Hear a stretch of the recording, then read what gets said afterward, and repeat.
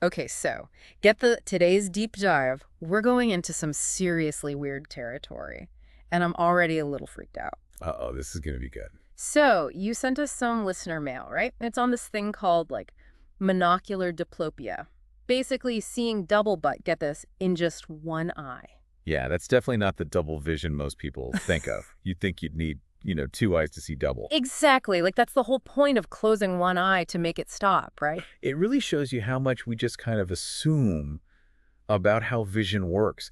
Our brains are doing all this complex stuff in the background, combining images, figuring out depth perception, and we don't even realize it. It's true, we take it for granted, like, all the time. So monocular diplopia, these ghost images, what's the deal? What's going on in there? Well, the source you sent actually got a little bit tripped up on the science.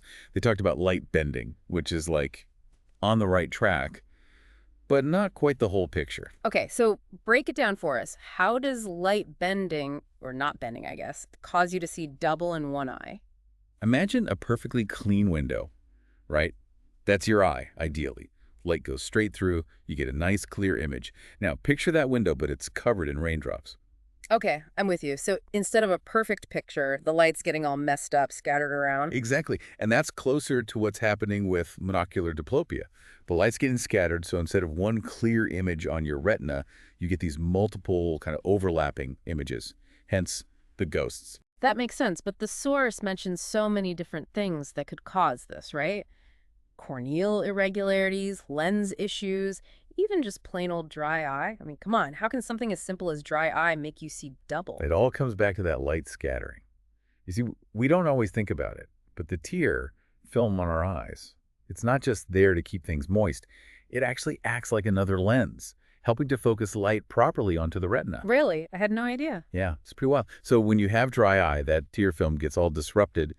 It's not smooth anymore. And because it's not smooth, the light scatters. Huh. So even just a thin layer of tears can make the difference between seeing clearly and seeing double. Our eyes are way more sensitive than I realize. Absolutely. And that's why even small irregularities can have a big impact. Speaking of big impact, the source mentioned something I never would have guessed. Pinhole glasses is a temporary fix for double vision. Pinhole glasses? Really? It sounds strange, but it actually illustrates the science behind monocular diplopia perfectly. Think about it. When you squint to see better, you're essentially creating a pinhole with your eyelids. Oh, right. To block out extra light? Exactly. And That that's what pinhole glasses do, just more effectively. By drastically reducing the amount of light entering the eye, they force the remaining light rays to pass through a much smaller, more controlled opening. So it's like creating a tiny, super smooth window for the light to go through, bypassing all those raindrops on the lens. Exactly. It's such a simple solution, but it can be surprisingly effective for some people with monocular diplopia. This is blowing my mind. Okay, so we've got all these potential causes. Some seem pretty minor, like, dry eye, but then others, not so much. Which I guess brings us to the so what part. The source mentions seeing a doctor, and I have a feeling that's where things get a little more, real. Yeah, you're definitely right about that. Most of the time, monocular diplopia is caused by something going on in the eye itself, like the corneal irregularities or lens problems we talked about. But sometimes it can actually be a sign of something more serious happening elsewhere in the body. The source even mentions stroke, which I gotta say, that got my attention. That's a whole different ballgame compared to just needing some eye drops, you know? Absolutely. If someone suddenly starts seeing double in one eye, especially if it's happening alongside other neurological symptoms, that's a major red flag. It could mean there's a problem with how the brain is processing visual information. So how do you know, like, what's normal and what's not? I mean, is it ever okay to just ignore seeing double? That's a great question.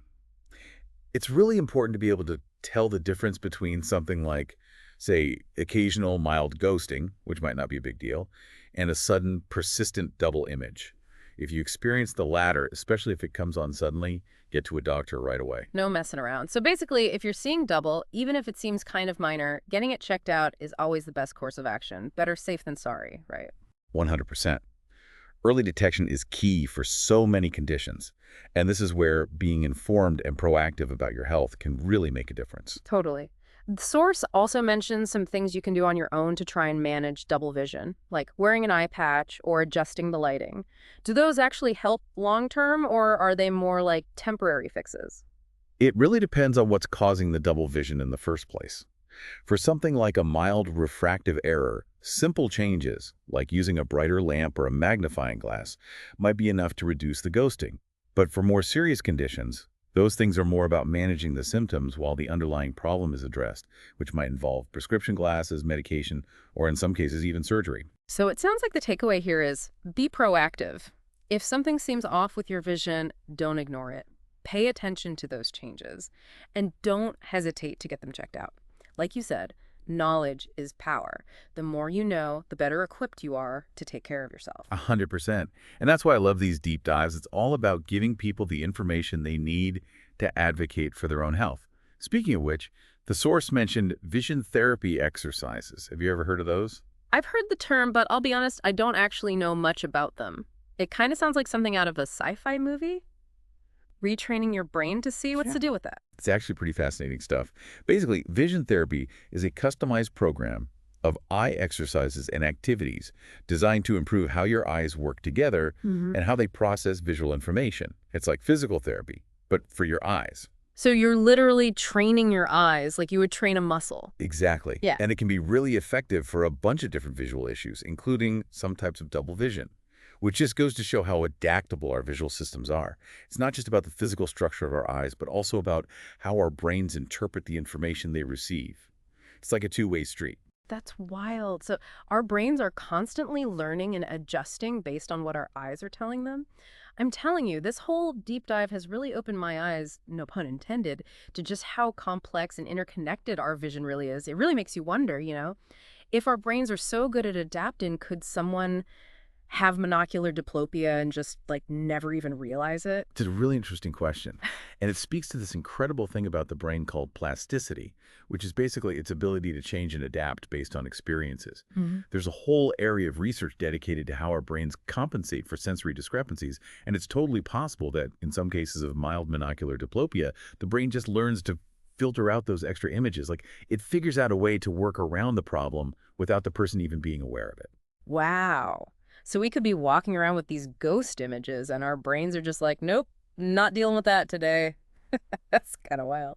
But also pretty amazing when you think about it. It is pretty amazing. Yeah. And it highlights how much we still don't know about the brain and how it interacts with their senses. Well, one thing's for sure. We started with what seemed like a pretty simple question about seeing double and somehow ended up on this deep dive into the complexities of our eyes, our brains, and how they all work together. Who knew there was so much to unpack? Right. It just goes to show there's always something new to discover, even about things we think we understand. I love that. Speaking of new discoveries, I feel like we've only scratched the surface here. I mean, we focused a lot on the eye itself, but what about the brain's role in all of this? Like how it interprets those distorted images, how it filters them out, or even uses them for depth perception? That's a whole other layer of complexity. It is. And it's a perfect example of how interconnected everything is. Our vision isn't just about our eyes. It's about this complex interplay between our eyes and our brains. So much to think about. Well, I think we've given ourselves and everyone listening a lot to chew on today. We've gone from double vision basics to uncovering this whole world of essential causes, treatments, and even the brain's incredible ability to adapt. I'd call that a successful deep dive. I agree. It's been a pleasure exploring all of this with you. Likewise. And for everyone listening, remember, if you're experiencing any kind of vision changes, even if they seem small, don't brush them off. Get them checked out.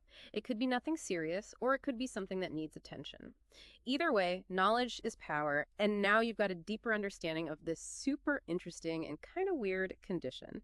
Until next time, keep those brains engaged and those eyes peeled for new discoveries.